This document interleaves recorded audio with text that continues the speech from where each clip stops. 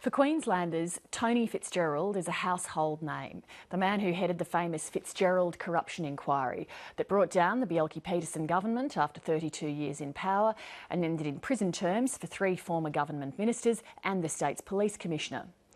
He regularly gives speeches and writes articles, but in the 25 years since the Fitzgerald inquiry has given very few interviews. Mr Fitzgerald has recently lent his name to a campaign asking the major political parties in Queensland to sign up to 4 principles of good governance. And he's so concerned by the direction of politics in this country that he agreed to sit down for an interview with 7:30. Mr Fitzgerald, welcome to the program. Thank you very much. In the lead up to the Queensland election, you've spearheaded a campaign asking all political parties to commit to 4 principles of accountability and good governance. Firstly, what are those 4 principles? Well, they're really simply asking people to behave democratically. The first one is to govern for the peace, order and peace, welfare and good government of Queensland, which is required by the Constitution. The second is to, not in order, treat all people equally with no privileged access, to make decisions only in the best interests of the state and not by reference to personal considerations or considerations favouring contacts and so forth.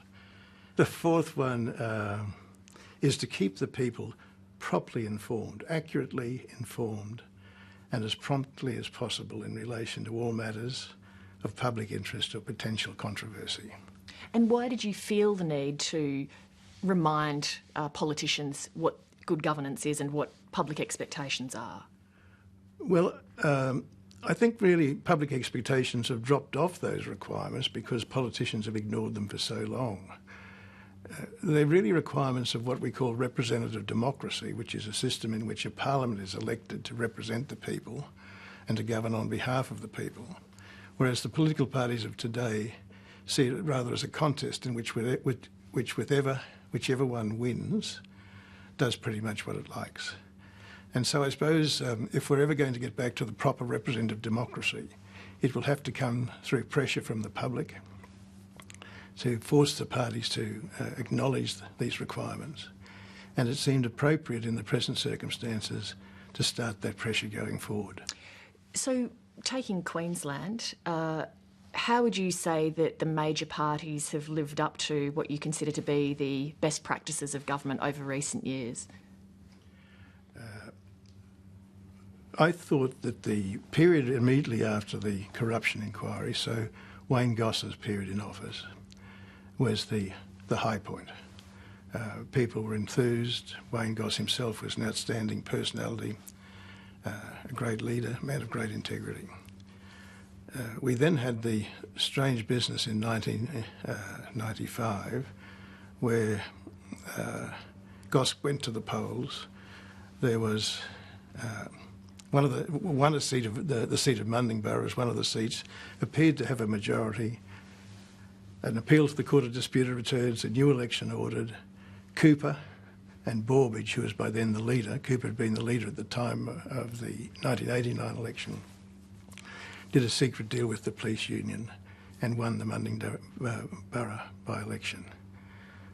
They only lasted 1 term, it was a disaster, and then Beattie came in, and I'd say that throughout that period from Borbidge, Beattie and then Anna Bligh, although I didn't watch a lot of it very closely, there's been a constant movement away, bit by bit, to the old style politics where the winner takes all. How about the recent Newman government?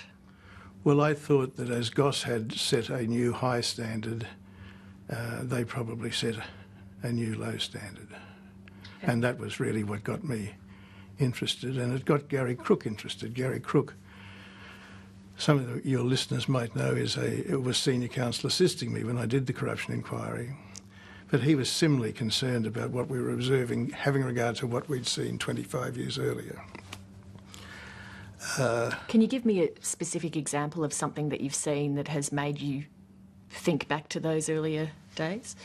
One of the initial matters was, of course, the attack on the CCC, as it's now called, the Criminal Justice Commissioners. I would refer to it, that's what it started out as. I don't think people are generally aware that the CCC, under its first name, was actually a continuation of the corruption inquiry. The corruption inquiry wasn't so much disbanded as folded over into that permanent commission. In about mid-1989, I started to write the report. Gary Crook took over as acting commissioner. He'd been counsel assisting, kept it going until the new legislation was brought in and all the files, etc., were handed on. And it was been seen by some former Conservative people as something that had to be destroyed. That was what Borbidge and Cooper tried to do, and this time it popped up again in mid-2013. So do you think that that body has sufficient powers now to uncover potential corruption or misuse of power in Queensland? I'm sure it's been weakened. And of course, there was a move to allow the government of the day to appoint the chair rather than have it as a bipartisan appointment. There was a faux inquiry that went into all these things, and then a faux parliamentary committee. And that first parliamentary committee was going to say some mean things about the government, even though it had its own members there in numeric superiority.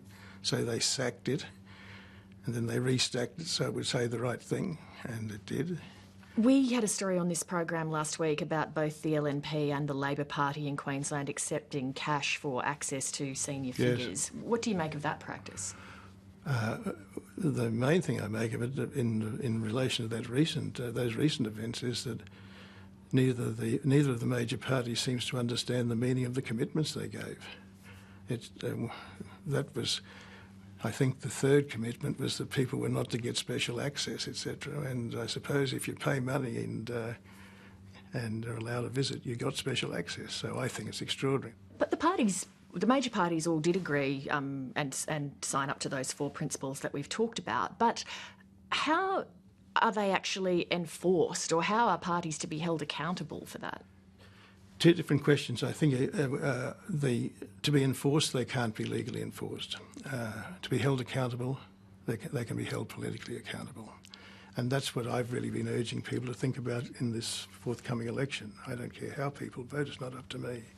But I think it's terribly important that people take into account not just specific issues, who's going to get a bridge, who's going to get a tunnel and so on and so forth, but who's going to behave properly.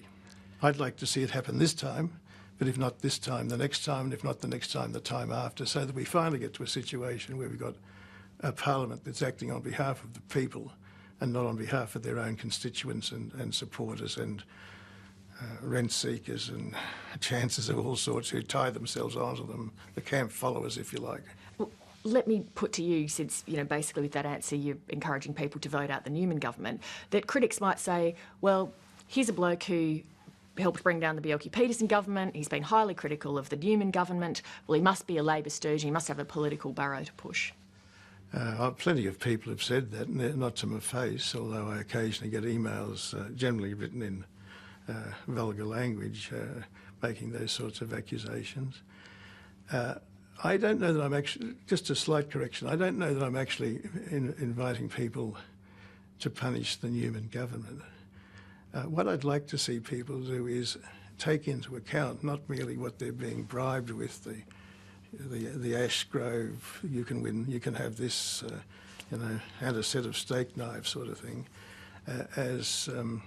take into account that there are these overarching issues. As to whether I'm a Labor stooge, no, I've never been a member of any political party, and I find it impossible to see how people have that relationship, to be frank with you, because I believe that we're all answerable to our own consciences. That sounds a bit precious, but it's how I think. And I don't understand how people can vote against conscience if just because they're told to do it so by the whips or the powers that be in the parties. So I would be a very brief member of a party if I ever was one, and they'd throw me out within 24 hours.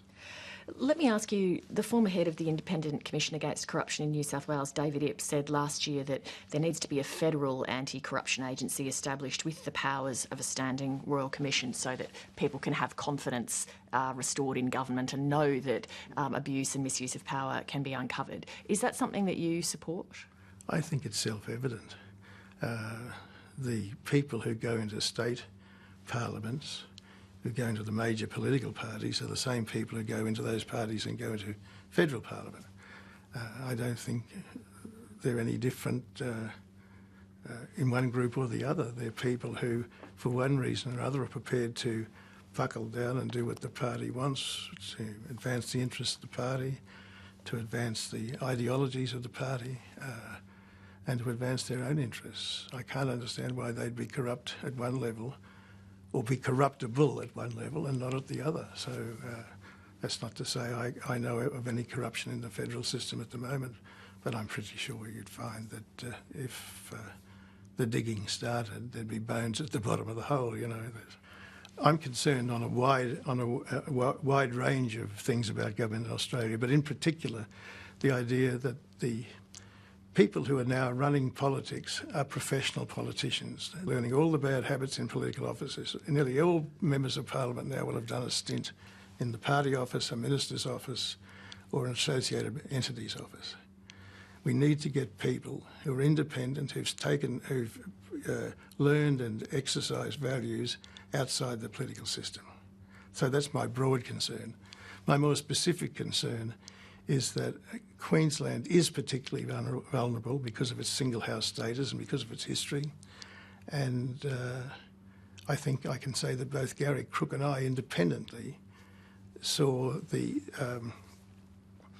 by no means I'm not suggesting corruption of the sort we saw 25 years ago, but the same sort of practices starting to take hold that not necessarily with the people presently in office, but in 20 years' time, 15 years' time, maybe 10 years' time, would have all the bad old habits entrenched again. The foundations are being laid. The foundations were being inadvertently laid, I think.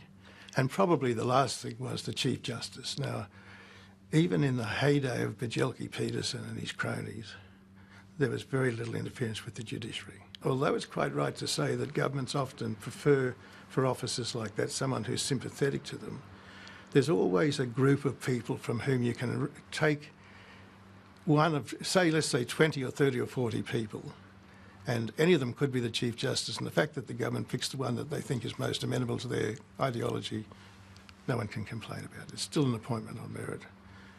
What they did this time was take someone who wouldn't have been anybody's first division, second division, but possibly in their third division. So it was a great departure, and it upset the whole legal system to an extraordinary extent, to the point where the judges, the most conservative group of people I've ever known, cut him and wouldn't go to his swearing in. That tells you a lot about what was happening. You've never done an in-depth interview looking back and talking about the Fitzgerald inquiry and the major players of the day and the impact it had on you and the aftermath and the Joe trial and all of the rest of it. It was an extraordinary moment in Australian history. Will you ever do that? Will you ever set down your recollections in a memoir? No. Really? Why? I think people are more interested in the third volume of some rugby league or cricketing, quote, hero, in quotes, memoirs. That people would be interested, I'm sure. No. Life's too short. I'm 73 now. I haven't got time to sit down and look back. I've got grandkids to play with. Tony Fitzgerald, thank you so much for agreeing to sit down after all these years. I really appreciate it. Thank you, and thank you for your kindness in the interview. And 7:30 has repeatedly invited the Queensland Premier Campbell Newman to join us during the election campaign. He's been unable to make it so far.